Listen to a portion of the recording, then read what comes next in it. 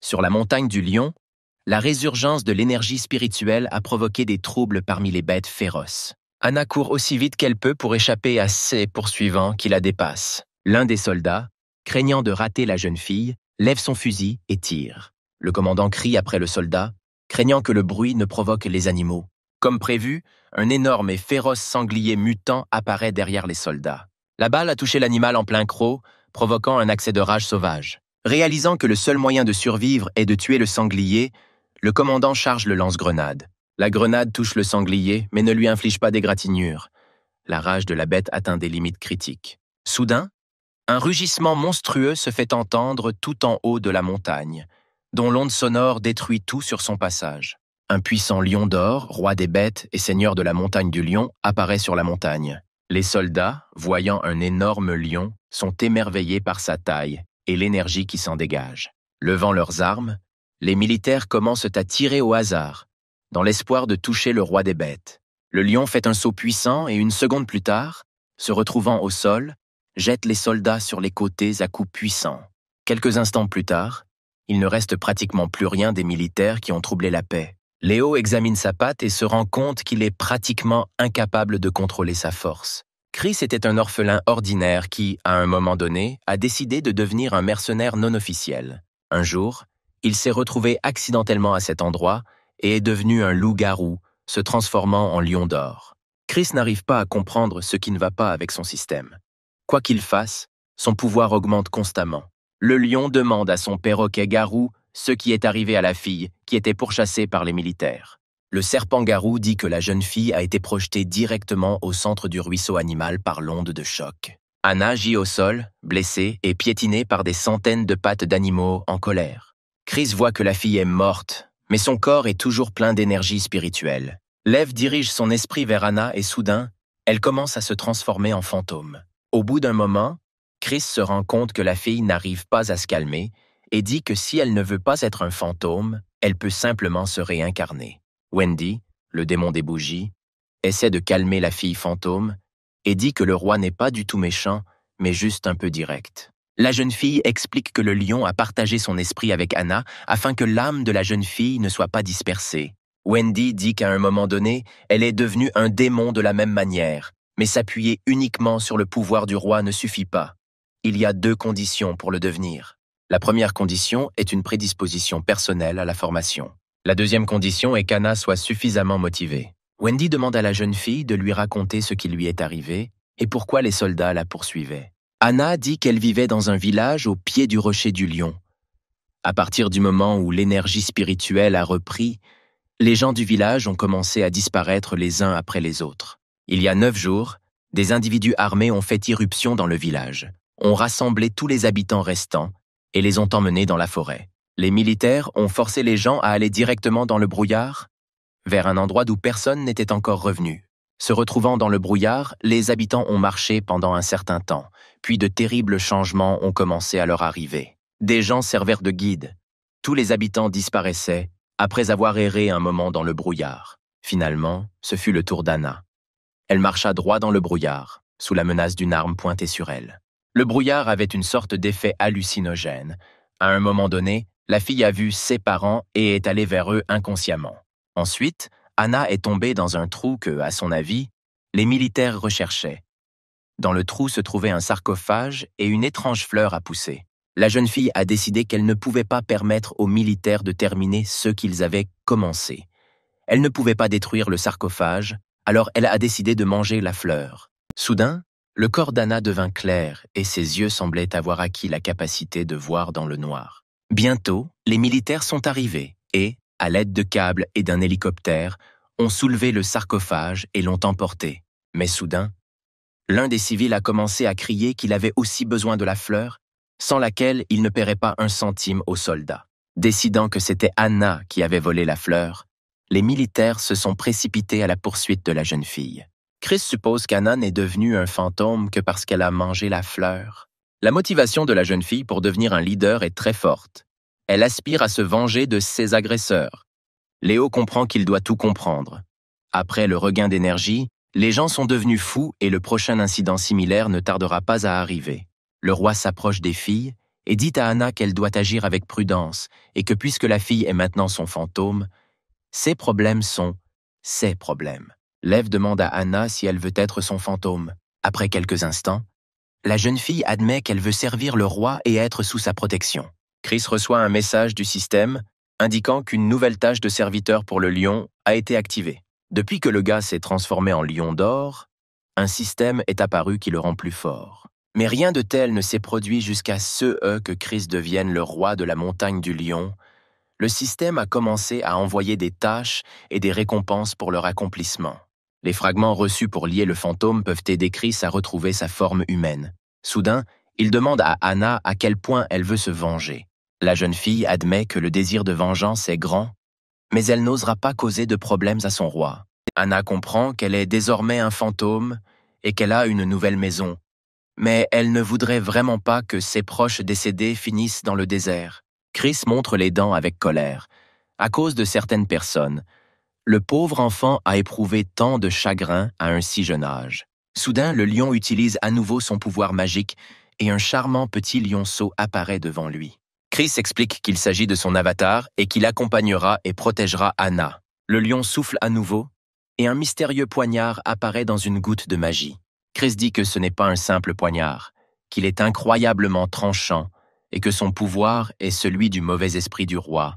Le roi remarque que puisque la jeune fille a un chemin difficile à parcourir, un poignard pointu ne lui fera aucun mal. Soudain, Wendy commence à voler autour de la jeune fille, l'enveloppant de flammes. Le démon explique que sur une route difficile, ils auront besoin d'une bougie lumineuse pour éclairer leur chemin. En arrivant au village, Anna remarque qu'après que les militaires ont emporté le sarcophage, le brouillard noir s'est dissipé. L'avatar de Chris remarque pensivement que l'aura fantomatique de cet endroit est trop forte. Soudain, un peu en avant, la compagnie remarque de nombreux squelettes épars. Anna pleure que tous ces gens ont été tués par la brume noire. Wendy se demande comment une personne récemment décédée peut se transformer si rapidement en squelette. Le lionceau, utilisant l'énergie du roi, dit que dans ce monde maléfique, il ne devrait pas y avoir de personnes qui doivent souffrir éternellement.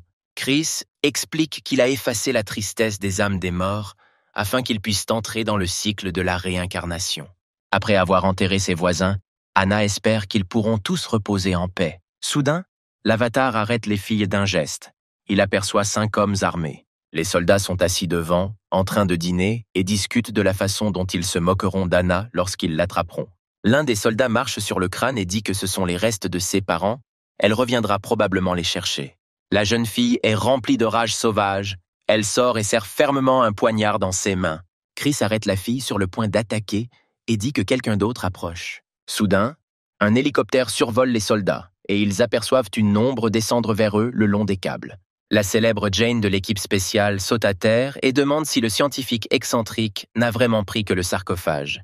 Les soldats expliquent à propos de la fleur, mais Jane dit que le véritable trésor se trouve à l'intérieur du sarcophage. Selon l'agent spécial, le sarcophage contient les âmes de 49 personnes décédées en vain au cours des 81 dernières années.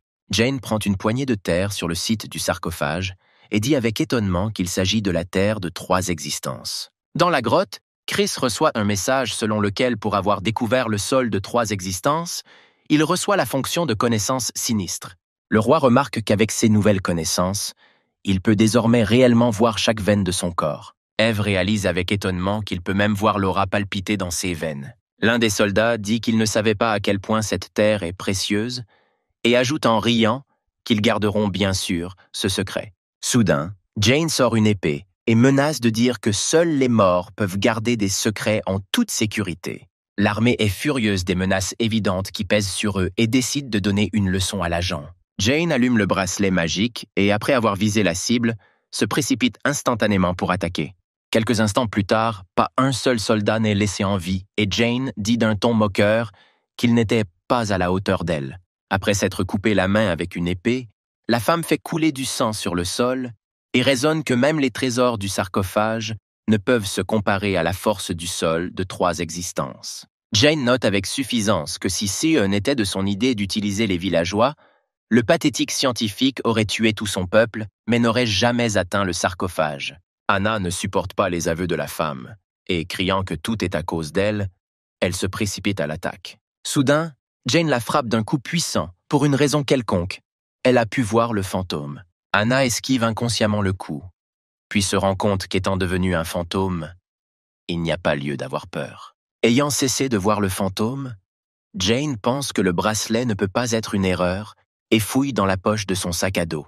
La femme met ses lunettes et établit une connexion avec le bracelet. Finalement, Jane voit Anna et rit en disant qu'elle n'est qu'un petit fantôme. Anna demande avec perplexité comment Jane peut la voir, puis crie de rage qu'elle vengera la mort de ses parents. La jeune fille se lance dans une attaque éclair, serrant fermement le poignard que Chris lui a donné. Anna lance une série de coups très rapides, mais Jane part chacun d'entre eux avec facilité. L'avatar regarde pensivement le combat. Il ne comprend pas pourquoi Jane n'a pas été effrayée ou surprise. Il s'avère que ce n'est pas la première fois qu'elle rencontre un fantôme. Ayant subitement reçu un coup assez violent, Anna se demande comment cela est possible, car elle n'est qu'un fantôme. Jane répond d'un air suffisant qu'il existe des couteaux spéciaux destinés aux personnes comme Anna. Le fantôme voit que l'agent a une longue portée de lame, mais elle n'a pas d'autre choix. Elle doit esquiver et tenter d'attaquer. Jane attrape puissamment Anna par le cou et dit que toute magie ou illusion est inutile. Wendy dit à Chris qu'Anna n'est qu'un petit fantôme qui vient de se transformer et qu'elle a besoin d'aide. L'avatar, dont les yeux pétillent de magie, répond que pour se venger, la jeune fille elle-même doit tuer son ennemi. Pendant ce temps, Anna, ayant réussi à esquiver un autre coup, apparaît derrière Jane et lui met un poignard sous la gorge. Chris, voyant l'ennemi vaincu, dit que le premier combat d'Anna était bon, et maintenant il voit que la fille est en réalité un fantôme. Lev explique que Jane avait des lunettes spéciales et un bracelet qui pouvait détecter la présence de l'aura de quelqu'un d'autre. C'est pour ça qu'elle a vu Anna. Wendy se rend compte que le roi a délibérément libéré son aura pour confondre l'agent et permettre à Anna de frapper. Soudain, la voix de Jane se fait entendre derrière Anna, remarquant le genre d'assistante de la jeune fille. Se retournant brusquement, la jeune fille est étonnée de voir que l'agent spécial a été ressuscité. Anna a à peine le temps de remplacer le poignard, reflétant le coup d'épée. Le fantôme donne un coup puissant avec un poignard spécial et coupe la main de Jane. Chris examine le corps de la femme et se demande si son avatar pourra survivre à la mort du corps abandonné. Soudain, l'esprit des trois existences se sépare du corps de Jane et la main coupée l'attend. En regardant comment la femme manie maintenant une épée, Anna pense que le rayon d'attaque a maintenant considérablement augmenté. Mais en même temps, la vitesse devrait diminuer. Décidant de ne pas attendre que l'esprit reprenne ses esprits, la jeune fille se précipite à l'attaque. Soudain, Jane commence à se transformer en un terrible monstre, avec de nombreux tentacules sortant de son corps. Les tentacules saisissent la fille fantôme, la rendant incapable de bouger et de se défendre. Chris y réfléchit. Son avatar est aussi un esprit et s'il se blesse, ce sera très grave. Pendant ce temps, les tentacules ont enchaîné tout le corps d'Anna et commencent progressivement à se resserrer autour du cou de la jeune fille. Chris utilise un fragment de Yang, se retrouve instantanément sur les lieux et prend Anna épuisée dans ses bras. Voyant que les représailles contre le fantôme ont échoué, Jane commence à se mettre en colère. Chris dit aux filles de retenir leur souffle, de se boucher les oreilles et d'essayer de contrôler leur rythme cardiaque. Le roi émet un incroyable rugissement de lion dont l'onde sonore n'épargnera personne. Une puissante vague frappe directement Jane et la femme, mourante, s'envole loin sur le côté. Le roi ramasse l'épée de Jane, l'examine et, sans remarquer une égratignure, arrive à une conclusion. Que l'arme est plutôt bonne. Après avoir tué Jane, le lion acquiert de nombreuses nouvelles fonctionnalités et équipements. Mais après s'être regardé dans le miroir, Chris est en colère car, malgré tous les nouveaux attributs, il n'a toujours pas retrouvé son apparence humaine. Anna s'incline devant le lion et remercie pour son aide, mais Chris remarque que la vengeance n'est pas encore terminée et qu'ils n'ont toujours pas compris de quel type de sarcophage il s'agit. Cachant son visage bestial sous sa cape, Chris déclare qu'ils doivent descendre la montagne pour achever leur enquête. En levant la tête, l'entreprise constate que c'est presque le matin et que l'aube se lève. Wendy a peur et se cache sous la cape du lion, criant qu'elle ne peut pas apparaître au soleil. Avant que Chris n'ait eu le temps de reprendre ses esprits, Anna était sous sa cape, s'accrochant étroitement à lui. Le roi se met en colère et dit à la jeune fille qu'elle est un fantôme et qu'elle peut habiter n'importe qui, par exemple, le corps de Jane. Le groupe continue et Chris rappelle à Anna que s'il rencontre quelqu'un, la fille doit agir exactement comme Jane. Chris et Anna se rendent à l'héliport où les soldats restants attendent Jane. Anna annonce qu'elle a trouvé le rocher et qu'il est temps pour eux de retourner d'où ils viennent. Après un certain temps, le pilote annonce qu'il est arrivé à Shilin et qu'il atterrira dans 10 minutes. Chris est surpris de constater que, contrairement à la prospère montagne du Lion, les villes sont tombées en ruine après le rétablissement de l'énergie. Le roi regarde la ville vide, les maisons détruites, et pense que tout cela ressemble à une apocalypse. Après s'être débarrassé des soldats, les héros s'approchent de l'immense bâtiment de la Société de Prospérité. Wendy dit au roi qu'en quelques secondes, il peut tout réduire en cendres, mais le lion répond que ce n'est que la base de l'ennemi. Chris et Anna doivent éliminer les gardes le plus discrètement possible, afin de ne pas attirer l'attention sur eux à l'avance. Wendy dit que selon ses données, les preuves dont ils ont besoin sont cachées ici. Le lion note à regret que la veste sera trop petite pour lui. Chris active la fonction de conscience divine pour voir à travers les murs. Remarquant la silhouette d'une jeune fille derrière le mur, le lion dit qu'ils ne sont pas les seuls à avoir décidé de se faufiler dans l'entreprise aujourd'hui. Le roi ouvre la porte et dit à Anna qu'il passera en premier car il a vu la jeune fille derrière le mur avec une arme. Dès qu'elle remarque que la porte s'ouvre légèrement, la jeune fille tire immédiatement sans hésiter. Personne n'a le temps de réagir et la balle atteint Chris en plein cœur. Anna, en colère, sort un poignard et s'apprête à attaquer la jeune fille. Chris assure qu'il va bien et est surpris de constater que l'aura est utilisée pour fabriquer des balles. La jeune fille est horrifiée que la balle ait touché le cœur et n'ait causé aucun dommage, ce qui signifie qu'il y en a une autre éveillée devant elle. En désespoir de cause, la jeune fille se met à tirer dans tous les sens, sans trop savoir où elle aboutit. Fatigué de ce bruit inutile, Chris fait juste un claquement de doigts. Au même moment, le pistolet dans les mains de la jeune fille se brise en plusieurs morceaux. Léo attrape les mains de l'inconnu, l'empêchant de bouger, et lui dit que si elle ne l'écoute pas, il ne se portera pas garant de lui-même. La jeune fille se rend compte avec indignation qu'il s'agit d'un loup-garou devant elle. Quel genre de technologie de synthèse animale cette foutue société a-t-elle mis au point? Chris dit que l'étranger ne fait clairement pas partie de la société. Que fait-il ici dans ce cas? La jeune fille répond que cette foutue société a saisi illégalement les projets d'autrui et qu'elle est venue chercher des preuves. Soudain, Chris remarque qu'il y a quelque chose de caché sous le chemisier de la fille. Sans y réfléchir à 2 fois, il lui arrache le papier. Le roi déplie le papier et se rend compte que devant lui se trouve une carte avec une montagne du lion marquée. Chris pense avec colère que ses soupçons n'étaient pas infondés. Il rôde bel et bien sur son territoire. Soudain, dans le couloir, des cris se font entendre annonçant l'arrivée du chef du quartier général, M. Smith. Une jeune fille, en compagnie de 2 hommes, se tient devant le sarcophage et demande avec perplexité pourquoi elle a dû venir la nuit et utiliser des bougies au lieu de la lumière. Monsieur Smith, directeur de la succursale de Shilin, explique que lorsqu'il est exposé à la lumière, le sarcophage peut se fissurer.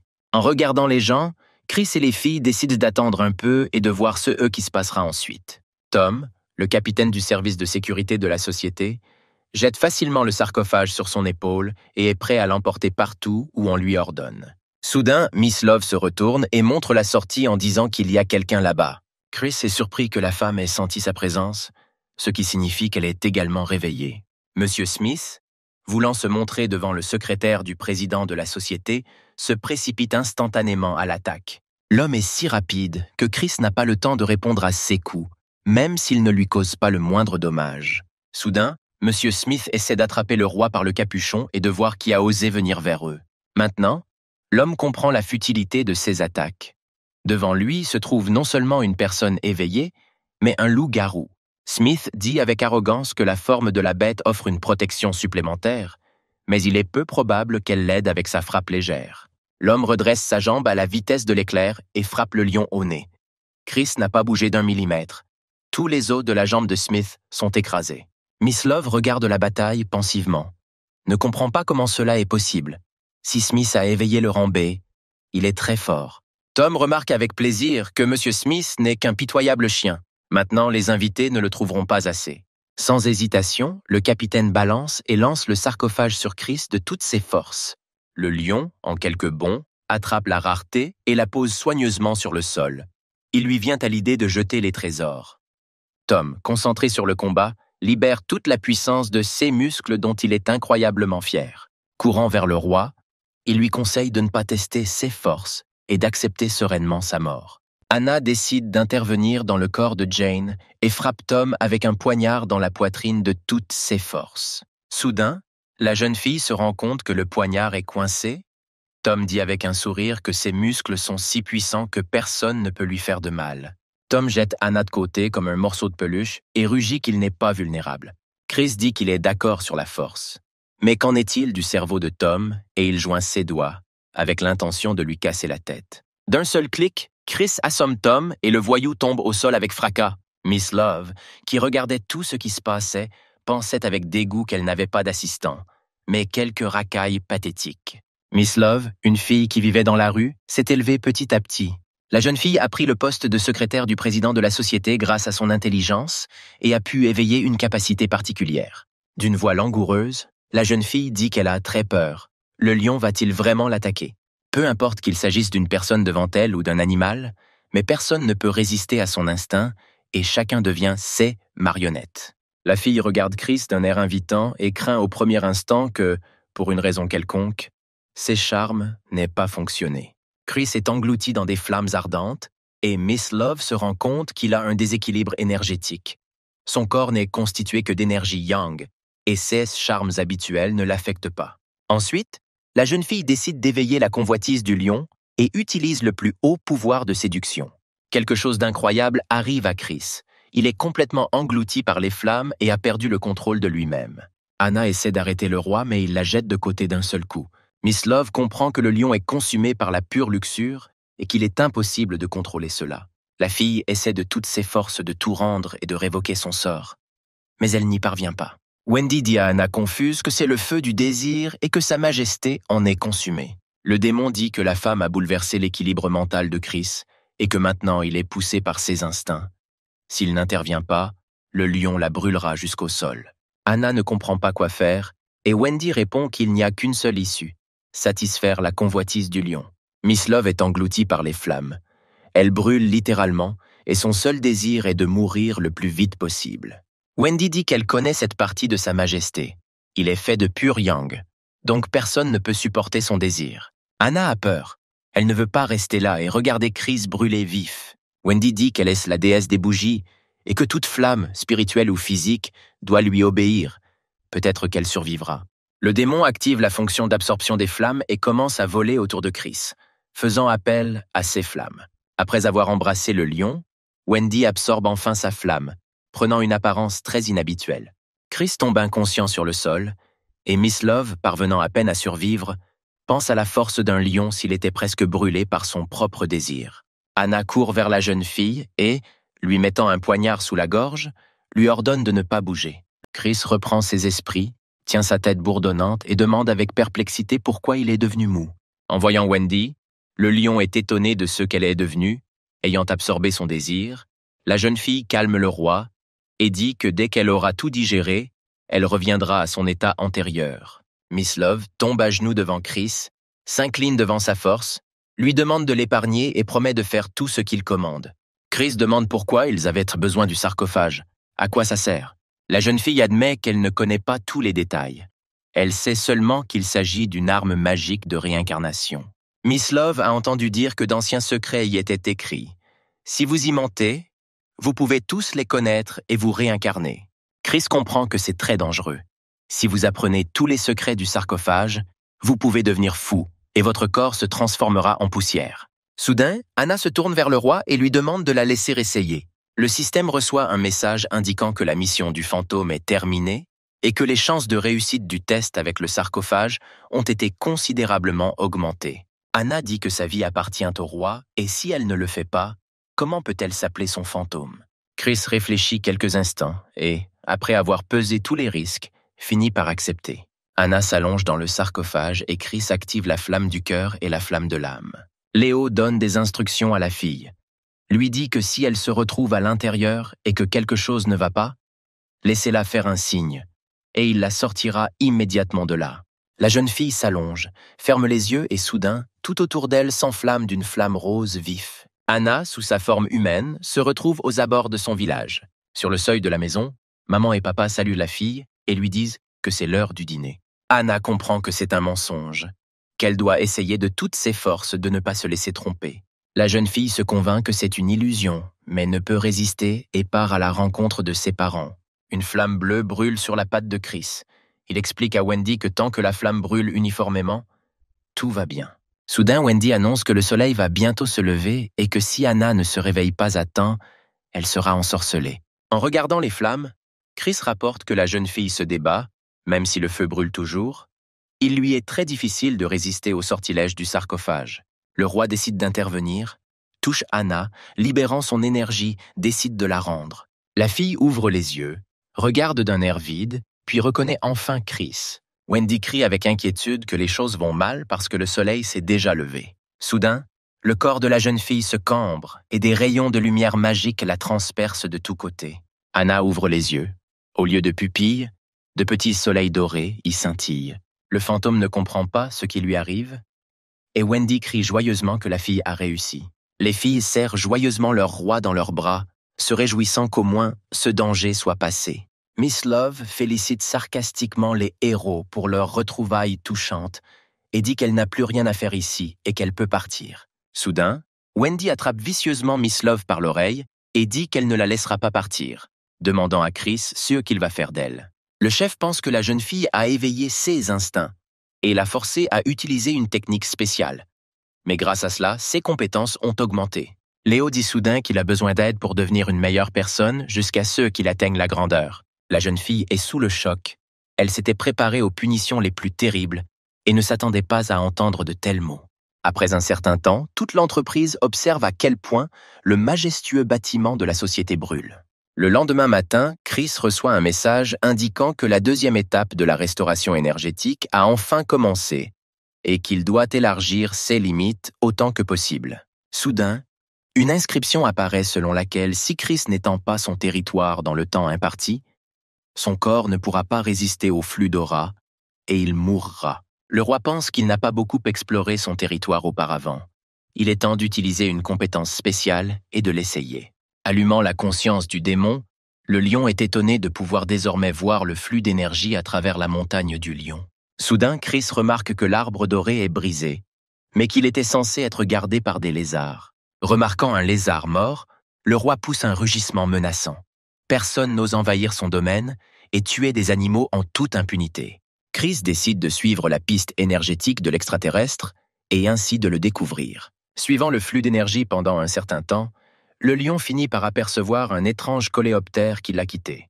Chris est furieux qu'un insecte ait renversé l'arbre doré, la racine du pouvoir spirituel de Lion Mountain. L'arbre doré fleurit et porte des fruits une fois tous les 10 ans, et en mangeant ces fruits, vous pouvez acquérir un pouvoir démoniaque pour les 30 prochaines années. Le roi appelle ses sujets, les monstres de la montagne du lion, et les appelle à aller au combat. Le gardien à peine vivant du pic doré et le monstre de la montagne du lion reconnaît à peine 16 camarades. L'ours himalayen dit au roi que le lézard peut encore être sauvé. Soudain, les animaux voient les monstres arthropodes que le roi a vu commencer à ramper hors d'un trou dans le sol et à lui siffler dessus. Surpris par tant d'impudence, Chris va attaquer les créatures avec un rugissement de lion. Mais alors le serpent vert demande à pouvoir s'occuper des insectes impudents. Il n'est pas juste que le roi se salisse les mains à leur sujet. Le serpent se précipite à l'attaque et détruit les étranges créatures une à une. Le lézard, qui a repris ses esprits, demande pardon au roi de ne pas avoir sauvé l'arbre. Chris demande d'où viennent ces salauds. Il s'avère qu'avant, c'était un ver de terre ordinaire. Mais pendant la restauration de l'énergie, il a commencé à muter, est devenu fou furieux et complètement incontrôlable. Le serpent se rend compte qu'il ne lui sera pas si facile de faire face à ces créatures, tandis qu'elle en attaque une, d'autres l'attaquent. Le serpent remarque que plus il tue de créatures, plus de nouvelles sortent du trou. Le serpent a travaillé dur pour sa majesté jour et nuit. Le moment est venu de montrer tout ce dont il est capable. Déclenchant la transformation, le serpent prend la forme d'un serpent de mer, un incroyable dragon. Grâce à la fonction souffleur, le dragon se débarrasse de toutes les créatures en un instant. Les animaux se fichent de plaisir. Personne n'a jamais vu cette forme de serpent. Soudain, les créatures, ayant repris leurs esprits après avoir été assommées, courent dans un trou. Le serpent vert se précipite après lui à une vitesse fulgurante, dans l'espoir de rattraper les créatures et de les détruire complètement. Après avoir activé l'une des fonctions, Chris comprend qu'en dessous se trouvent les lignes électriques de la montagne du lion, et que si elles sont endommagées, les conséquences seront désastreuses. Après être descendus dans le trou avec leur sujet, Les animaux trouvent un serpent confus. Le reptile rapporte que les créatures se sont échappées parce qu'elles étaient guidées par leur couverture et que leur odorat a été interrompu par l'aura de pouvoir spirituel. Après avoir allumé la conscience diabolique, Chris comprend que la première restauration a eu lieu au-dessus et la seconde dans les entrailles de la terre. Soudain, le lion remplace certaines écritures anciennes qui apparaissent sur les murs. L'ensemble ressemble à une fosse au lion. En avançant, les animaux voient de nombreux cadavres de créatures récentes pour lesquelles ils sont venus ici. Soudain, un incroyable parapluie chinois rouge apparaît au-dessus de la montagne de cadavres. Le parapluie se lève pour révéler une jeune fille en dessous qui dit qu'ils étaient juste à temps. Soudain, l'ours voit que tous ses subordonnés tombent à terre. Avec un rugissement, il demande à la jeune fille si c'est elle qui le fait. Red Gwen dit sarcastiquement qu'elle n'aime pas jeter de la nourriture. Mais malheureusement, elle ne peut pas tout manger. L'ours, usant de toute sa puissance, se précipite sur la jeune fille.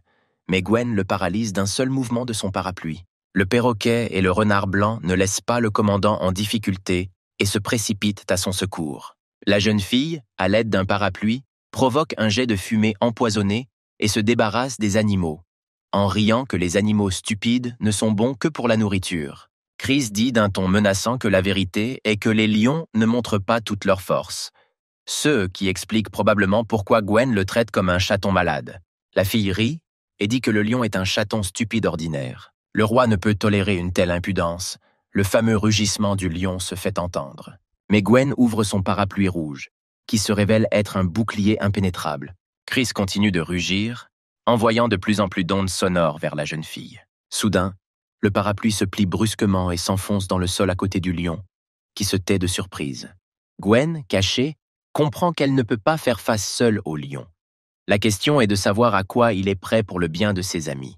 Soudain, le parapluie rouge s'ouvre et s'élève dans les airs, englouti par des flammes rouges magiques. Gwen utilise la fonction d'absorption et tous les amis de Chris commencent à se faire aspirer sous le parapluie.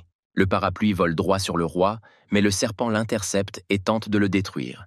La magie du parapluie rouge blesse le serpent puis l'ours himalayen se précipite à son secours, utilisant le pouvoir de la nature sauvage. Chris se souvient que lorsque lui et ses sujets étaient très jeunes, ils juraient de se protéger mutuellement. Le roi est furieux et demande à Gwen de laisser ses amis partir le combattre. Soudain, le lion sent que l'atmosphère a changé et qu'il lui est difficile de bouger. Le roi se précipite sur le parapluie et commence à le déchirer avec ses dents puissantes. Mais la méchante explique que la base du parapluie est faite d'un ancien arbre divin et ne peut pas être détruite. Léo est alarmé d'apprendre que s'il parvient à briser le parapluie, il ne reverra plus jamais ses camarades. Gwen se vante que son parapluie est capable d'absorber n'importe quel être vivant, peu importe qui il est, se transformant instantanément en puce et en sang. Si Chris veut que la sorcière laisse partir ses amis, alors il doit être un chat obéissant et lui lécher les pieds. Le roi est tout simplement enragé par une telle impudence. Il est prêt à déchirer la fille en lambeaux, mais il doit d'abord aider ses amis. La jeune fille tend effrontément sa jambe vers le lion et remarque que s'il ne se transforme pas en humain, alors sans main normale, il ne pourra pas ouvrir le parapluie. Des scènes de son enfance défilent devant les yeux de Chris. Ses amis étaient toujours là et lui était fidèle. Gwen dépêche le lion. S'il ne se dépêche pas, ses amis se transformeront en caillots de sang. Le lion a presque baissé la tête jusqu'à sa jambe. Soudain, quelqu'un aux côtés de Gwen attrape avec force son parapluie rouge. Sentant l'énergie, la jeune fille se rend compte que le roi des bêtes l'a trompée.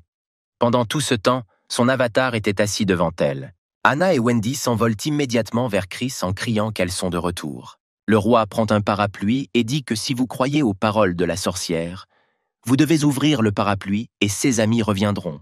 La jeune fille, horrifiée, lui tend la main et crie au lion de s'arrêter et de ne pas faire ça. Le roi commence à ouvrir le parapluie et le corps de la jeune fille tremble de douleur. À mi-parcours, le parapluie reste coincé et Chris commence à le tirer avec force, ne comprenant pas ce qui est coincé dedans.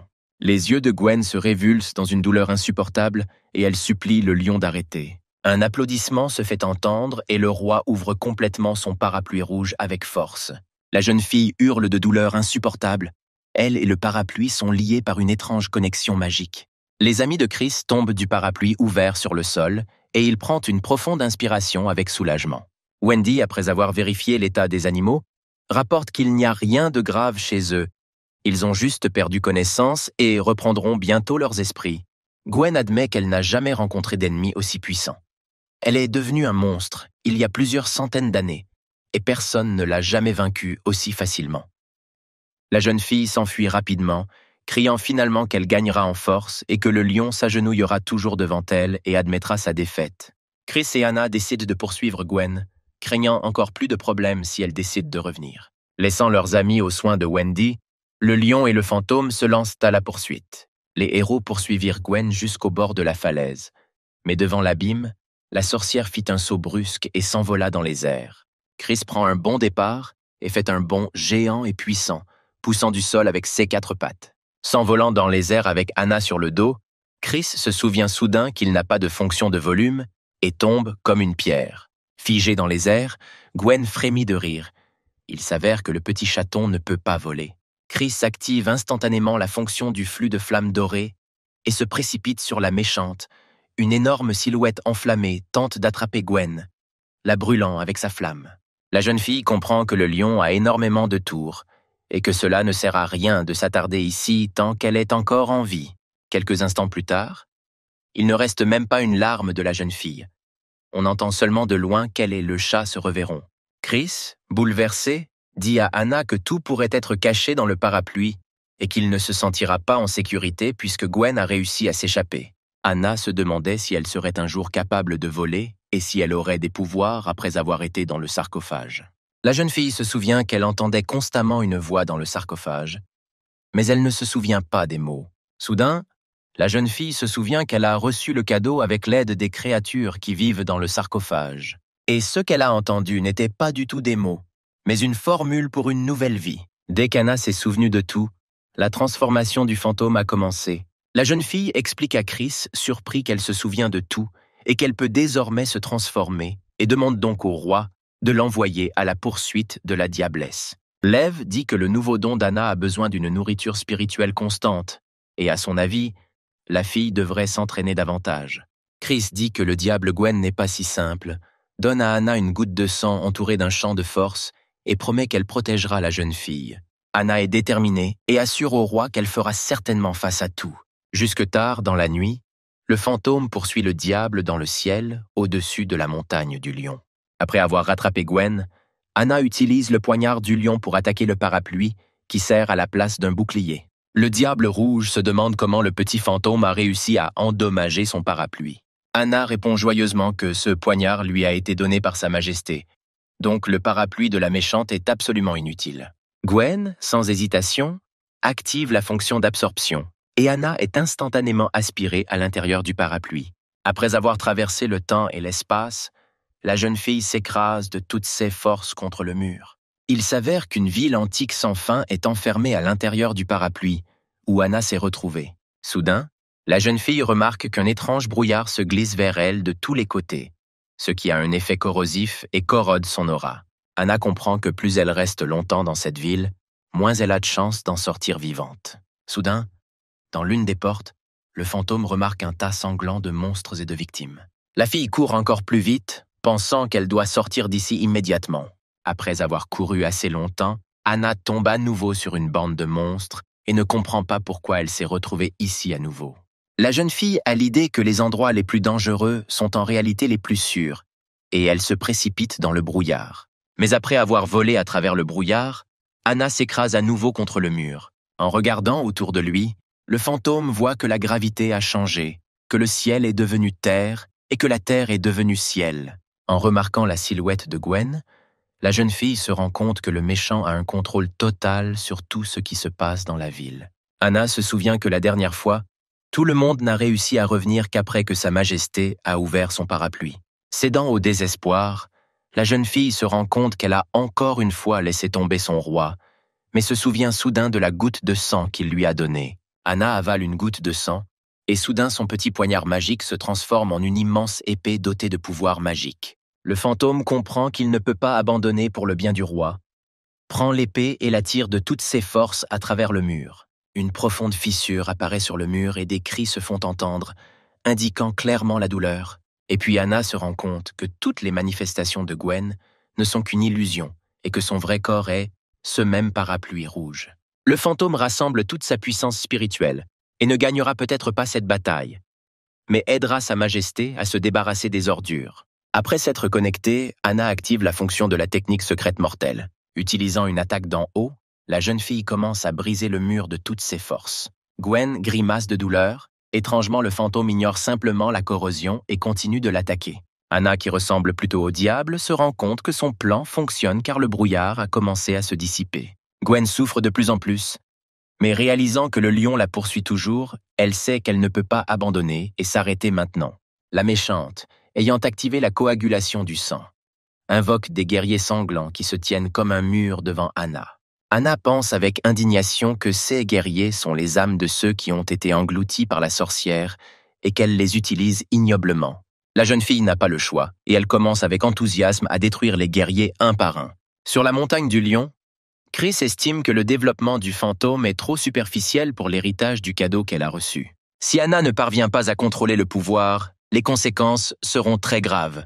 Il ne fallut que quelques minutes au fantôme pour se débarrasser des guerriers et détruire tout autour de lui. La force commence à changer Anna, pétillante de yeux ensanglantés.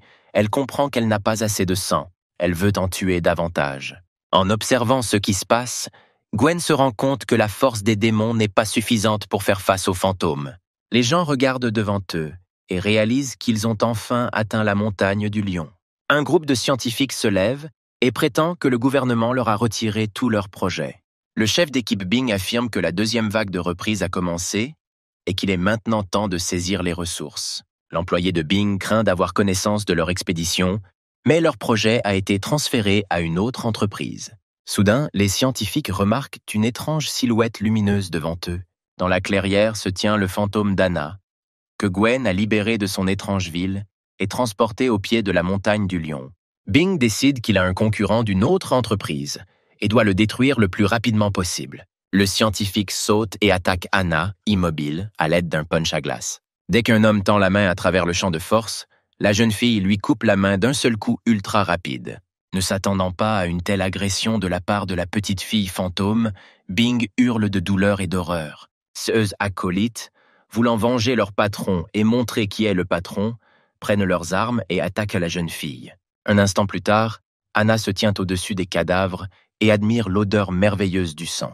Chris apparaît et tente d'arrêter Anna et crie qu'elle ne pourra pas retrouver son apparence précédente si elle boit du sang humain.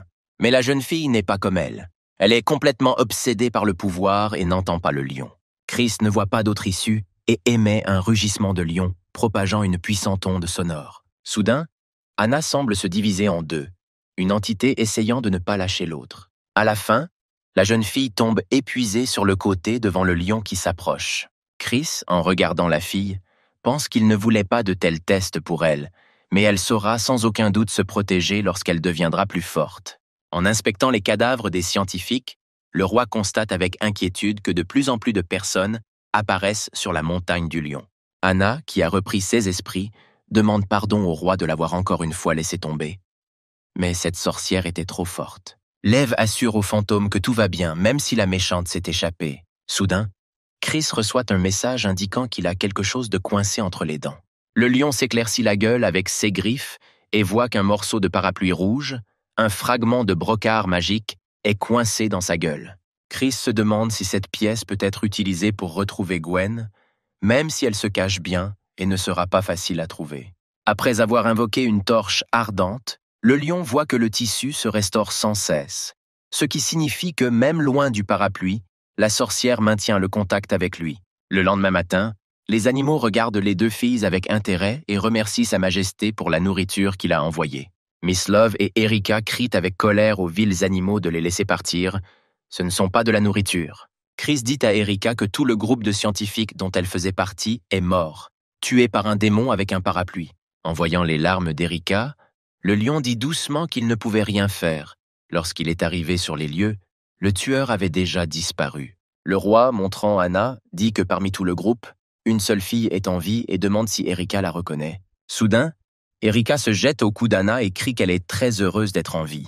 Anna, perplexe, comprend que la jeune fille, grâce au perroquet, est sous hypnose selon le plan de Chris. Le panneau admet qu'elle n'est pas sûre du plan du lion, mais si Sa Majesté veut qu'elle infiltre la société sous couverture, Alors il est temps pour lui et Erika de descendre de la montagne. Madame Love est bouleversée que les deux filles soient simplement libérées alors qu'elle est toujours retenue en otage. Chris explique qu'elle devrait rester et l'aider dans ses pratiques et lui ordonne d'emmener la fille à la grotte. Le roi dit aux filles d'emporter avec elles les fruits de l'arbre d'or. Le lion explique que tous les animaux auront leur part car ils doivent tout mettre en œuvre pour étendre le territoire de la montagne du lion. Toute la montagne du lion a été mobilisée pour l'opération d'expansion. Leur équipe était invincible. Ils ont rapidement détruit tous les monstres de la zone. Les animaux ont non seulement élargi leur territoire, mais ont également recruté de nombreux nouveaux subordonnés, grâce auxquels Chris est devenu plus fort. En quelques jours, la montagne du lion s'est agrandie de plusieurs dizaines de kilomètres. Grâce à l'accomplissement de la mission, le roi reçoit de nombreuses récompenses. Chris espère que le méridien s'ouvrira bientôt complètement. Pendant ce temps, Anna a infiltré la société en tant qu'espionne pour le groupe de construction et d'ingénierie. À 60 km de la montagne du Lion, sur la crête de Bayhu, se trouve un tigre blanc des montagnes avec ses serviteurs. Turtle remarque que la montagne du Lion est devenue très active ces derniers temps et que ses frontières ont presque atteint leur crête. White Tiger dit calmement qu'ils devraient profiter de la deuxième étape de restauration énergétique. Mais ils ne peuvent pas venir les mains vides. Ils doivent préparer un cadeau pour la réunion. Chris regarde les statistiques avec plaisir. Il peut maintenant maîtriser pleinement les compétences de collecte du QI et de repousser la montagne, et il possède également un fragment de Yang. Soudain, une notification arrive indiquant que l'un des territoires a été perdu. Chris de la montagne crie à l'ours la perte de territoire et ordonne une enquête immédiate. Lev ne comprend pas ce qui se passe. Il n'y a eu aucun problème sur ce territoire. Peut-être que le système a échoué. Le roi admet qu'il a peut-être raté quelque chose et décide d'inspecter lui-même le territoire. Les messages sur la perte de territoire se succèdent. Chris comprend qu'il s'agit très probablement d'une sorte de manœuvre de diversion. Allumant la conscience du démon, le roi pénètre sous terre et voit des milliers de rats terrestres. Le roi utilise la résistance de la montagne et les secousses de la terre. Une énorme fissure apparaît au sol. En regardant dans la fissure qui s'élargit, les animaux voient non pas des milliers, mais des millions de rats. Le serpent vert dit qu'il n'y avait pas autant de rats ici auparavant. Il constitue la friandise préférée de son clan et cible donc leur aura. Soudain, les rats se rassemblent en un flux organisé et se précipitent pour attaquer la compagnie des animaux. Les bêtes activent toutes leurs fonctions, leurs pouvoirs sauvages, leurs flèches à plumes de l'univers, et le serpent essaie simplement de manger autant de rats que possible. Soudain, les rats sont entraînés dans un étrange tourbillon, formant une grande tour. Quelques instants plus tard, le roi des rats apparaît devant les animaux en pleine forme. Une énorme bête détruit tout sur son passage, et le lion ordonne aux animaux de fuir. En se retournant, Chris laisse échapper un rugissement de lion, libérant un puissant faisceau de lumière. Le faisceau transperce instantanément le corps du roi des rats en plein milieu. Le tigre blanc des montagnes qui observe les événements avec un sourire remarque que le lion a un fort pouvoir destructeur, mais cela ne suffit pas. Le roi des rats vaincu se désintègre en millions de rats ordinaires. Les rats courent sous terre à grande vitesse à travers la fissure créée par le roi lion. Chris note que les rats eux-mêmes sont faibles, mais qu'ils prospèrent en nombre et ce serait formidable s'ils étaient touchés par un tremblement de terre. Le tigre remarque ironiquement que les rats des montagnes vivent sous toute la terre du rocher et pourquoi le lion ne soulève-t-il pas simplement la montagne du lion? Chris déclenche la fonction de levure terrestre dans l'espoir de tuer les rats de cette manière. Mais à un moment donné, le lion se rend compte que les rats ont pénétré trop profondément et que sa tentative ne mènera pas au succès. Soudain, les animaux se rassemblent tous et, sans hésitation, se précipitent pour attaquer pour leur roi et leur maison. Le serpent remarque que son clan connaît les rats des montagnes mieux que quiconque. Ce sont des animaux sociaux. Ils ne s'unissent consciemment que dans un but précis.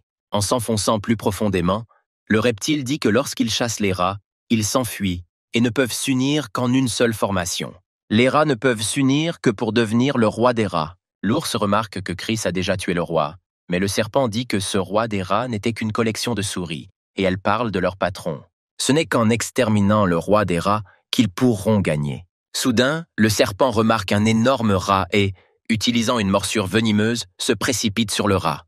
Constatant que le comportement des autres rats n'a pas changé, le serpent se rend compte qu'il ne s'agissait pas du roi des rats, mais simplement d'un individu de grande taille. Le tatou note que si le chef des rats veut se cacher, il ne se montrera pas si facilement. Soudain, les rats pénètrent encore plus profondément dans le sol et commencent à ronger frénétiquement l'essentiel. Chris est furieux. Les rats ont atteint les méridiens et ce n'est qu'une question de temps avant qu'ils ne les endommagent de manière irréversible. Bear dit à Miss Love que Lion Rock a été envahi par des rats et que le dirigeant veut qu'elle trouve le roi des rats. Le lion explique à la jeune fille perplexe qu'elle doit l'aider à retrouver le roi des rats, puis activer la convoitise bestiale de Chris.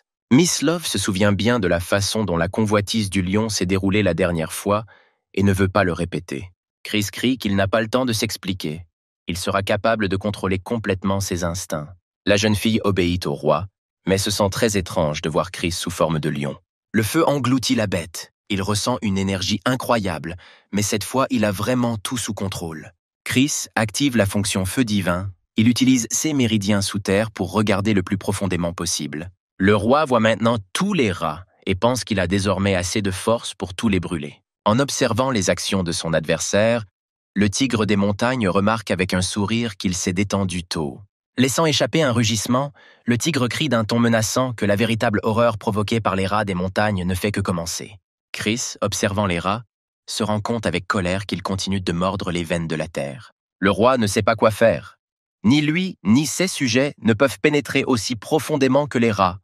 Le lion a peur de ne pas pouvoir protéger toute la montagne du lion. Chris réfléchit et se rend compte qu'il ne lui reste qu'une seule option. Le lion utilise la pleine distribution de la fonction d'autorité démoniaque. Chris regarde autour de lui avec pitié et se rend compte qu'à cause de la fonction connectée, il a blessé ses amis. Soudain, un serpent vert surgit de sous terre. Heureusement, il a réussi à éviter les blessures. Chris explique que chercher le roi des rats, c'est comme chercher une aiguille dans une botte de foin. Le roi a pu supprimer ses pouvoirs pendant un certain temps, mais ce temps est limité. Se précipitant, le lion pense qu'au départ, sa tâche était d'étendre le territoire et non de résister au roi des rats. Chris est convaincu qu'après avoir terminé la tâche du système, il sera capable de maîtriser le retour de 10 000 QI et le déplacement d'une montagne. Grâce à ces fonctions, il pourra expulser l'ennemi. Courant jusqu'à la frontière de ses territoires, le roi dit au serpent que la clé de tout est le tigre blanc des montagnes. Le tigre, se rendant compte qu'il a été découvert, crie qu'il livre un contre-combat à son adversaire. Deux redoutables rivaux s'affrontent. Une bataille est inévitable. Le tigre sent que le seigneur de la montagne du lion possède des pouvoirs surnaturels et est un excellent adversaire. Chris en l'aura changé, les catastrophes reprennent, le tigre des montagnes est bien préparé. Une bataille difficile l'attend. Les rivaux se précipitent pour attaquer et émettent presque simultanément des rugissements qui émettent une puissante onde sonore. Deux vagues magiques se heurtent, non moins puissantes. Soudain, sur le site de la collision des énergies, une puissante explosion se fait entendre, aveuglant tout le monde. Les prédateurs, en se regardant, comprennent que chacun d'eux a un prestige démoniaque. Les rivaux et leurs assistants se précipitent l'un vers l'autre dans le seul but de tuer l'ennemi. Le tigre saute le premier et, en colère, lance un puissant coup sur son adversaire. Le lion esquive de manière inattendue et répond en frappant son adversaire avec un Beastmaster Strike. Le tigre revient et se demande comment cela est possible. Il ne s'attendait pas à ce que le lion ait assez de force pour lui résister. La force du lion réside dans le fait qu'il était auparavant humain, et c'est la deuxième fois que son énergie est restaurée.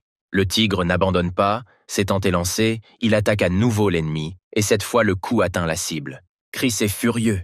Il s'avère que son adversaire a les mêmes capacités que lui.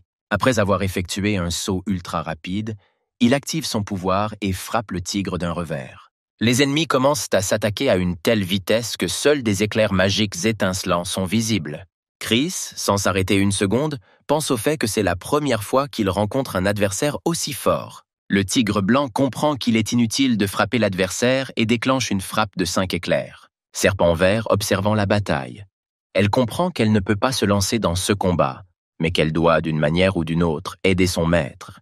Le serpent prend la forme d'un dragon, enragé, pensant que quelqu'un a osé lutter contre son roi. Libérant le rugissement le plus puissant du dragon, le reptile cache son maître aux yeux de son adversaire. Sa tortue de compagnie vient en aide à son tigre et active la fonction de capture. Une cigogne attaque le dragon d'en haut et dit que si elle veut vraiment se battre, laissez-le d'abord les attaquer avec la tortue. Le lion est distrait par le serpent. Mais le tigre ne le lâche pas, souriant et déclarant que Chris n'a pas le temps de s'inquiéter pour les autres. En courant, le tigre libère ses griffes acérées et attaque le roi de la montagne du lion directement sur le côté. Chris est furieux. Depuis le début de la bataille, il n'a activé que la moitié de son pouvoir. Mais il est maintenant temps de donner une leçon à l'ennemi, ne lui laissant aucune chance. Mais soudain, le lion reçoit un message du système indiquant que sa force, sa vitesse et son endurance sont bloquées. Le tigre dit moqueusement que le lion a peur et tant que cette peur est présente dans son âme, il ne peut pas vaincre le tigre, c'est sa capacité. Chris ressent soudain la puissance d'une pression démoniaque. Il ne comprend pas ce qui se passe. Tout se brise en deux sous ses yeux. L'intimidation est une moquerie du fort contre le faible. Mais les faibles ne sont pas nés pour obéir aux forts. Tant que la victime ressent de la peur, même si elle est plus forte et plus grande, rien ne changera. C'est la loi de la nature. Utilisant de plus en plus puissamment le pouvoir de pression, le tigre en colère ordonne de ressentir le pouvoir du dirigeant. Chris se rend compte qu'il ne peut pas utiliser ces techniques. Tout cela à cause de l'âme du tigre, le lion étant complètement sous son influence. Léo décide que la chose la plus sûre pour le moment est de garder ses distances. Mais le tigre ne lâche pas son ennemi.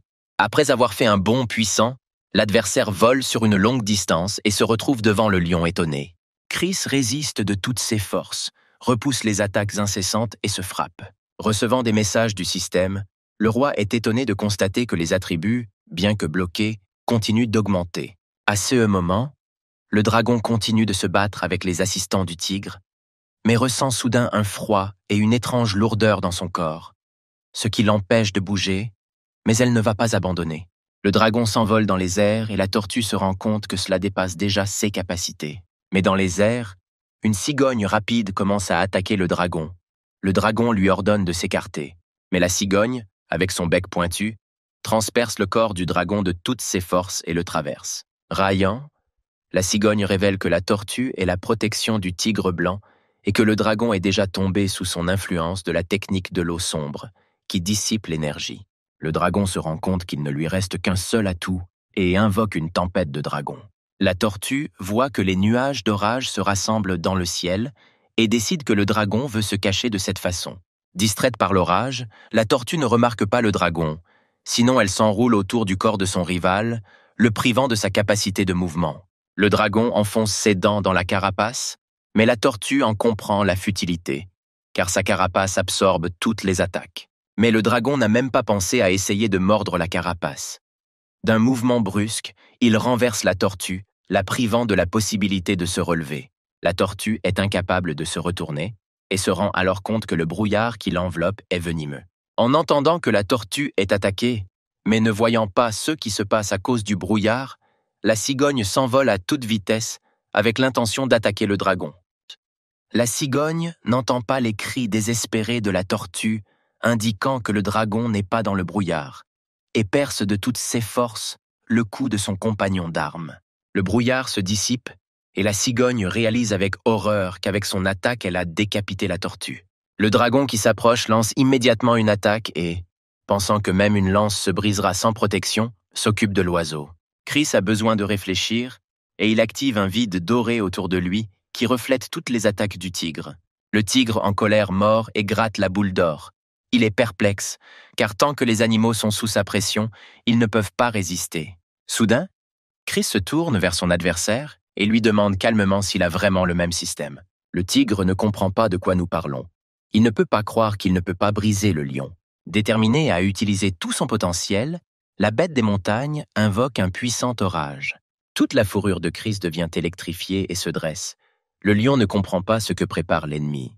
D'un cri de dé, le tigre active le tonnerre des cieux occidentaux et envoie un coup terrifiant directement sur l'adversaire. En entendant le rugissement du lion, le tigre crie de rage que son rival doit disparaître. Sur le site du coup infernal, là où se tenait le lion, un cratère géant s'est formé dans le sol. Remarquant la boule dorée flottante, le tigre pense avec confusion qu'à cause de la force de l'impact et de la puissance de la température, le bouclier aurait dû se fissurer. Le ballon prend soudainement de la vitesse et s'envole dans les airs avec un sifflement. Un lion apparaît à côté du ballon, qui a réussi à se transformer pendant ce temps. Le tigre se demande comment le lion a pu rester indemne et de quel genre de boule d'or il s'agit. Chris reçoit un message concernant la réception d'une pilule démoniaque et a désormais accès à un orage de niveau 1. Des nuages d'orage menaçants se rassemblent au-dessus de la tête du lion. Le tigre blanc est le premier à décider de profiter de l'orage. Voyant les éclairs voler, le roi décide de profiter du mouvement de la montagne et de créer une barrière pour permettre à l'électricité de passer dans le sol. Recevant une offre du système pour utiliser la pilule, Chris comprend que le système lui-même l'a créée et qu'il a une chance de survivre à cette tempête. Ayant reçu un puissant coup de foudre, le lion dit au tigre que, ce faisant, son adversaire n'a fait que remplir sa pilule démoniaque. Mais l'ennemi n'abandonne pas, le tigre bat des ailes et vole vers le roi avec l'envie de le tuer. Le tigre frappe de toutes ses forces directement dans la gueule du lion sûr de lui, qui ne s'attendait pas à un coup aussi simple. Chris heurte le sol de toutes ses forces et secoue longuement la tête, essayant de reprendre ses esprits. Léo constate que malgré le fait qu'il ait pu utiliser la pilule, tous ses indicateurs sont restés bloqués. Le roi se souvient des paroles de la tortue selon lesquelles tant qu'il y aura ne serait-ce qu'un grain de peur devant le tigre, l'ennemi ne pourra pas le vaincre. Les mêmes capacités sont inhérentes à Miss Love. Peu importe que la personne en face d'elle soit une personne ou un animal, si l'individu est un homme, il deviendra son esclave. Réalisant que l'effet de la pilule a pris fin, le tigre lâche un rugissement de lumière tonitruant sur son adversaire. Mais le lion utilise une protection comme une cage de Faraday et supporte facilement l'attaque. Chris remarque que le pouvoir du tonnerre ne l'affecte plus et malgré ses capacités de suppression, le tigre ne peut plus le contrôler. Le lion libère une vigne dorée déployée qui enlace instantanément son adversaire. Le prédateur des montagnes ne s'attendait pas tellement à une telle attaque qu'au premier instant, il ne pouvait même pas résister. La vigne, s'enflammant de flammes infernales, enchaîne de plus en plus étroitement le tigre, le privant de la moindre possibilité de bouger. Soudain, au loin, le tigre remarque le roi des rats et appelle son sujet. Au même instant, des hordes de rats apparaissent, parsemant le sol d'un tapis vivant et continu. Le lion est furieux, faisant appel à la magie du feu. Il décide qu'il est temps de mettre fin à cette bataille. Le tigre sourit de contentement. La montagne du lion est directement liée à son roi, et si elle est endommagée, alors le lion souffre également. Le prédateur ordonne au roi des rats de commencer à ronger la montagne du lion. Soudain, le roi des rats s'approche de Chris et lui demande avec surprise si c'est lui. Le lion se souvient qu'il y a de nombreuses années, un serpent vert avait commencé à chasser un petit rat. Après avoir conduit le rongeur dans la grotte de Chris, le serpent a commencé à y parcourir à la recherche de proies. Le lion fut le premier à attraper le petit rat. Le serpent dit que si c'était le CA, alors la proie appartenait sans aucun doute au souverain. Mais le roi dit que sous l'influence de l'énergie, le rat a muté comme les autres animaux et qu'il ne veut pas manger une créature dotée d'une sagesse spirituelle. Le petit rat remercie frénétiquement son maître et lui promet que le jour viendra où il pourra rembourser intégralement. Et maintenant, devant Chris se tient le même petit rat qui est devenu le roi des rats. Le lion remarque pensivement que le roi des rats est désormais sous l'influence du tigre blanc. Mais le petit rongeur déclare courageusement que le moment est venu où il pourra restituer sa dette envers sa majesté. Le rongeur presse ses doigts sur sa tête et appelle mentalement ses congénères à devenir plus actifs et à retourner sur leur territoire. Le tigre des montagnes est furieux, comme si un pathétique rongeur avait décidé de le trahir et de passer du côté de l'ennemi. La force géante du tigre commence à faire pression sur le rat. Le nez du rongeur saigne à cause de la tension, mais il n'abandonne pas. Le tigre dit avec assurance que le rongeur est déjà sous son influence et ne pourra pas lui résister, donc la seule chose que le rat peut faire est d'obéir aux ordres du tigre. Chris déclare que le véritable dirigeant est celui qui se soucie de son peuple, est le porteur de sa volonté et que le tigre ne le deviendra jamais. Le lion dit d'un ton menaçant qu'au lieu de s'appuyer sur les menaces et la violence, le tigre devrait essayer quelque chose de mieux. Le roi de la montagne du lion utilise le pouvoir démoniaque avec fonction de purification, ne laissant aucune chance à l'adversaire. Mais la bête de montagne n'abandonne pas. Elle utilise le même pouvoir, mais avec la fonction de suppression. Faisant appel à toute leur puissance et leur force, les rivaux s'affrontent de toute leur force. Le petit roi des rats fait de son mieux pour résister à la pression, car s'il perd connaissance, les rats continueront d'attaquer la montagne du lion. Soudain, le tigre blanc, ayant perdu son influence sur un autre de ses sujets, tombe épuisé. Chris reçoit des messages sur la défaite du tigre et la conquête de nouveaux territoires. Le roi des rats, s'étant débarrassé de l'oppression, active l'appel du rat, la fonction de rappel. Sur la montagne du lion, un ours et un perroquet regardent avec étonnement les rats quitter les entrailles de la terre et se disperser dans différentes directions. Le lion et le rat, complètement épuisés, s'éloignent lentement, quand soudain la voix d'un tigre se fait entendre derrière eux. Le tigre s'approche lentement des héros, la tête baissée. Chris se retourne avec horreur. L'adversaire est-il vraiment vivant? Le lion n'a plus la force d'attaquer. Le prédateur dit qu'il doit baisser la tête devant son maître. Désormais, le lion sera le roi et le tigre sa reine. Le lion et le rat sont complètement étonnés de savoir si le tigre blanc des montagnes s'est réellement avéré être une tigresse. Tigresse demande à Chris si la place de la reine à côté de lui est toujours occupée. Le roi est complètement démoralisé, mais il ne va certainement pas fonder une famille dans le corps d'un lion. À l'entrée des ruines du Parapluie Rouge, se rassemblent les personnes arrivées en voiture et arrivées en hélicoptère. Anna et Erika font partie d'une équipe de recherche envoyée dans les ruines. Un grand groupe de recherche se dirige vers l'intérieur de la grotte. Les filles, s'attendant à tout moment au danger, gardent leurs armes prêtes. Tony tend son arme à Anna et dit que les temps ont changé et que vous devez choisir judicieusement votre arme. Le groupe s'approche d'une étrange pierre bloquant le passage. L'un des gars dit que d'après le radar, il devrait y avoir un grand espace derrière la pierre. Soudain, une étrange pierre se met à tourner à une vitesse vertigineuse. Tony, confiant dans sa force, pose ses mains sur la pierre et essaie de la déplacer de sa place. Pour augmenter plusieurs fois sa force, le bonhomme se transforme en un sanglier féroce. La bête commence à serrer la pierre de toutes ses forces, et à un moment donné, elle se fissure. Il y a un fracas, la pierre éclate en deux et une énorme larve d'un scarabée en tombe. Au même moment, de grosses chauves-souris sortent du passage ouvert et attaquent Tony. Erika, utilisant des balles d'aura, commence à tirer sur les chauves-souris. Le sanglier expire de soulagement et pense naïvement que la jeune fille l'a sauvé uniquement par sympathie personnelle. Le groupe avance plus loin et une grande grotte avec un immense château de geisha s'ouvre sous leurs yeux. Les geishas commencent à regarder depuis les pièces du palais et crient joyeusement qu'elles ont des invités. En regardant l'une des filles, Anna pense voir un visage familier. Les yeux de Tony s'illuminent d'une étrange flamme et il se précipite vers les filles. Le chef du groupe l'arrête et lui dit de faire attention. Mais le sanglier est clairement sous l'influence d'une sorte de sortilège. Il se précipite vers l'une des geishas, sans rien remarquer aux alentours. À un moment donné, d'autres geishas entourent les hommes et commencent à les attirer dans le château. Soudain, un étrange brouillard apparaît autour de Tony, s'insinuant dans son nez et sa bouche. Instantanément dégrisé, Tony regarde dans les yeux diaboliques de la geisha et se rend compte qu'elle lui aspire l'énergie yin. Le sanglier perd progressivement son apparence animale et crie au commandant pour lui demander de l'aide. Les geishas, ayant cessé de se faire passer pour des filles amoureuses, attaquent les hommes avec un brouillard empoisonné. Le commandant du groupe, qui n'a pas succombé au sort, se précipite à la défense des hommes, mais l'une des filles tente de l'arrêter. Le commandant rayonne d'un pouvoir magique, repousse la jeune fille et crie que leurs esprits ne peuvent pas le vaincre. La geisha sait que même les hommes les plus persistants ne peuvent résister à leur charme et continuent de séduire. Le commandant commence à trembler, le sang coule à flot, et il se rend compte qu'il tient le coup de toutes ses forces. Anna pense que tout cela se passe non loin de la montagne du lion. Elle doit donc en informer de toute urgence le souverain. La jeune fille commence à prendre la forme d'un fantôme dans l'espoir de s'envoler, mais l'une des geishas lui attrape la main. Anna se retourne avec surprise et se rend compte que la geisha absorbe son esprit.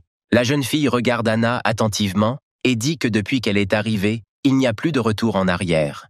Pendant ce temps, sur la montagne du lion, la tigresse a sérieusement décidé de s'accoupler avec le lion et rêve que leur progéniture sera la plus forte de tous. Chris ne sait pas comment éviter cette situation délicate et prétexte qu'il doit d'abord faire face à la tourmente actuelle. Soudain, l'une des bougies allumées change d'apparence et signale de manière alarmante que les choses vont mal. La flamme se transforme en Wendy, qui rapporte que le cœur d'Anna, qu'elle tient dans ses mains, disparaît progressivement. Chris allume le feu sacré pour voir par lui-même ce qui arrive à son fantôme. Dans l'incendie, le roi voit deux filles faisant partie d'un groupe pénétré dans les ruines antiques, puis tout disparaît. Le roi décide de tout comprendre personnellement. Dépensant un fragment de yin, Chris se réincarne à nouveau, ayant changé son apparence de manière assez significative. Tigresse comprend que tandis que les tigres blancs se transforment en bêtes divines, Chris se transforme progressivement en humain. Tigresse veut seulement que le roi soit obsédé, et il lui semble qu'il n'y a qu'une seule façon d'obtenir ce qu'elle veut.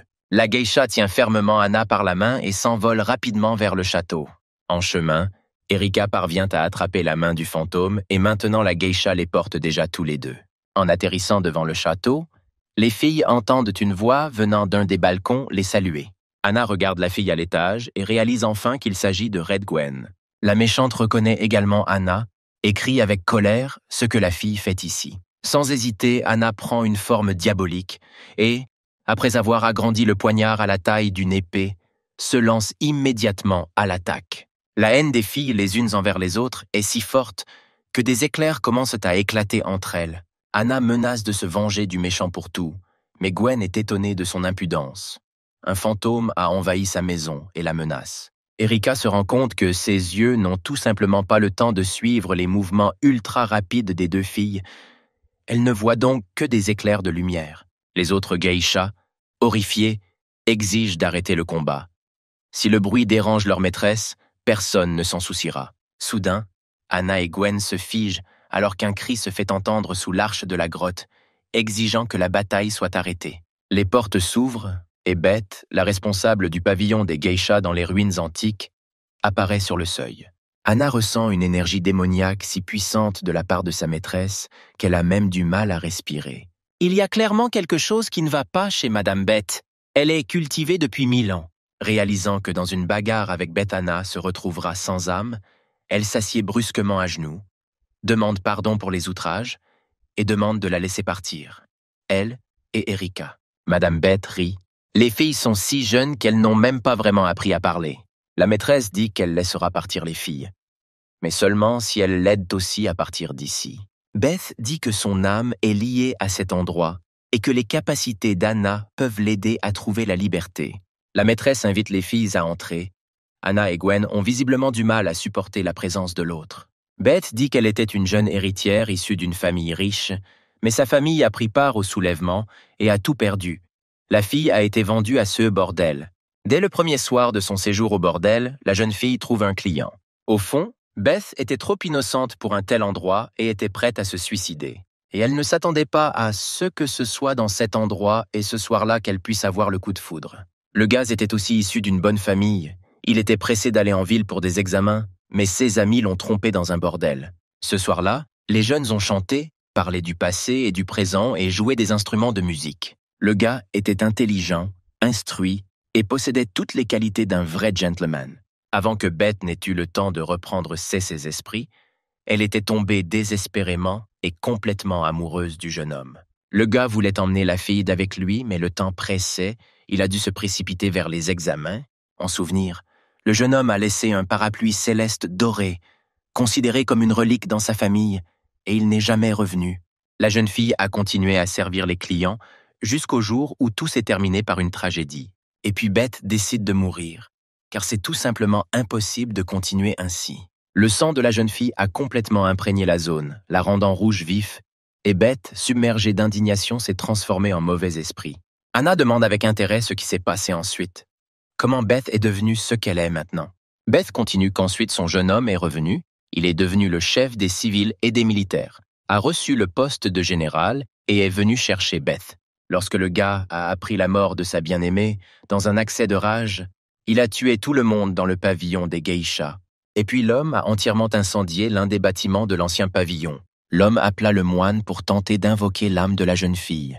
Le moine a utilisé un livre spécial pour protéger le corps de Beth, et pour le protéger de la pourriture, il y a également enfermé son âme.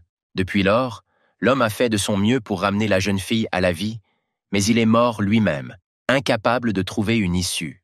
Beth explique que plus tard, son énergie a été restaurée, laissant son corps.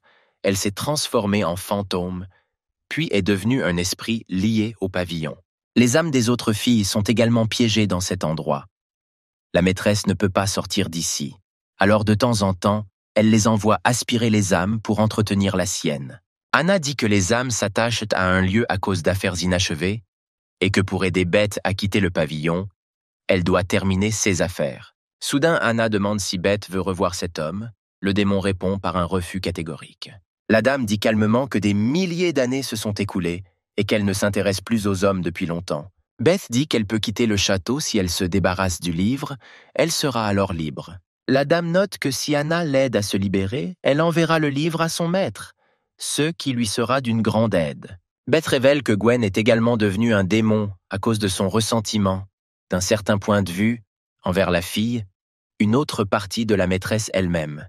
Anna est perplexe que Beth soit au courant du crime de Gwen sur la montagne du lion, mais elle demande quand même de l'aide aux fantômes.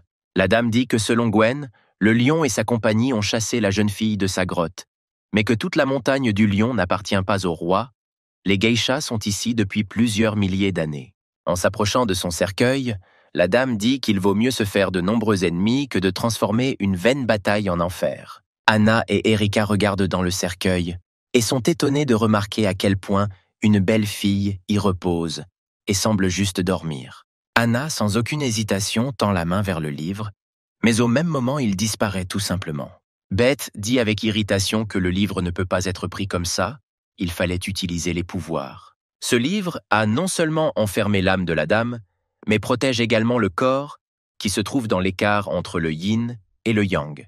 Anna admet qu'elle utilisait auparavant les pouvoirs qu'elle avait reçus uniquement sur elle-même et ne sait pas si elle peut les utiliser sur autre chose.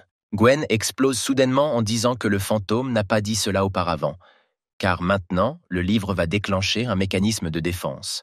Beth dit que personne ne sait de quel type de protection il s'agit, car pendant des milliers d'années, personne ne s'est approché de son corps et ceux qui sont venus immédiatement ont eu leur âme aspirée. Soudain, les geishas qui accompagnaient les héros se transforment en des sortes d'entités démoniaques. En poussant des cris sauvages, les démons se précipitent pour attaquer les filles, protégeant le livre et le corps de la maîtresse. Anna se précipite instantanément à l'attaque, dispersant les démons dans différentes directions. Erika commence à tirer sur les démons, espérant que des balles spéciales pourront les arrêter. L'une des balles arrache la moitié de la tête du démon, mais l'ancienne geisha remarque en souriant que cela ne lui fera pas de mal. Le démon poursuit Erika, est sur le point d'attaquer, et la jeune fille se rend compte qu'elle n'a aucune chance de salut. Mais soudain, Gwen vient en aide à Erika et jette le démon loin sur le côté avec son parapluie rouge. Gwen demande à Beth si elle peut arrêter les démons puisqu'ils sont ses sujets. Beth note avec regret que les geishas sont contrôlés par quelque chose d'autre et qu'elle ne peut pas en prendre le contrôle pour détruire les démons. Elle doit accéder au livre. Gwen crie à Anna que tous les problèmes sont à cause d'elle. Si la fille n'avait pas abîmé le parapluie de la geisha, elle aurait fait sortir tout le monde d'ici depuis longtemps. Beth demande à Anna d'essayer à nouveau, mais cette fois, elle doit utiliser ses pouvoirs. Il n'y a pas d'autre issue. Anna s'approche avec confiance du cercueil et demande à Gwen de la couvrir pour que les démons ne la gênent pas. La jeune fille s'approche résolument du livre, se demandant ce qu'elle peut faire pour le détruire. Anna utilise le flou de la réalité et libère son esprit. Au bout d'un moment, les yeux de la jeune fille s'illuminent d'une lumière magique et ardente, et Anna se rend compte qu'elle a trouvé une issue.